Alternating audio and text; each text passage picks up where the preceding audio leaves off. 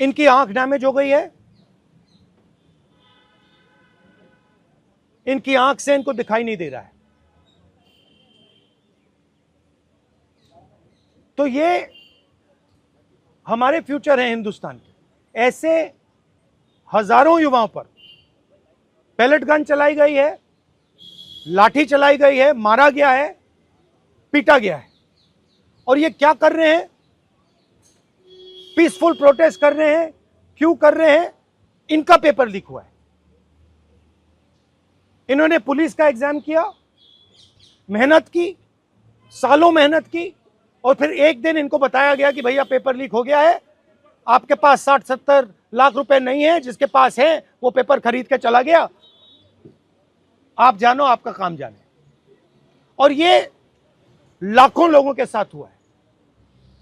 इनके माता पिता ने मेहनत के पैसे से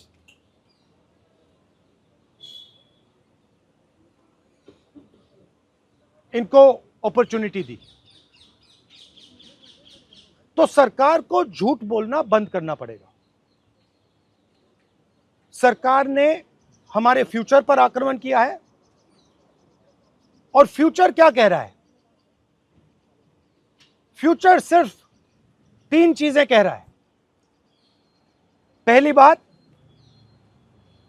जो एजुकेशन मिनिस्टर है, जिसके कारण यह हुआ है, जिसके कारण ये बाहर निकले हैं, पीसफुल प्रोटेस्ट की है, जिसके कारण पेपर लीक हो रहा है,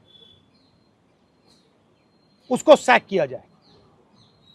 दूसरी मांग कि ये जो हमारे फ्यूचर पे गोली चलाए हैं, लाठी मारे हैं, उन पर कार्रवाई होनी चाहिए। और तीसरी मांग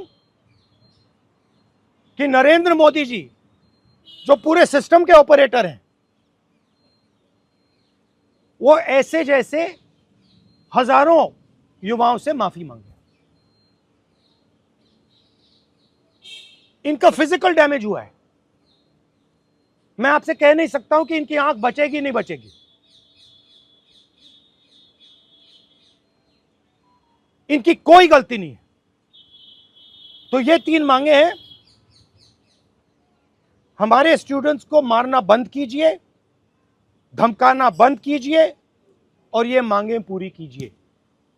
यही मैसेज है। हमने पोजीशन क्लियर कर दी है, स्टूडेंट्स ने पोजीशन क्लियर कर दी है।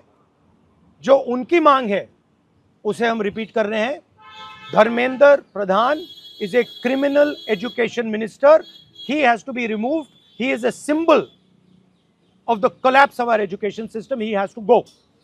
He is the reason my brother has got shot. He is the reason thousands of people are outside. He has to go.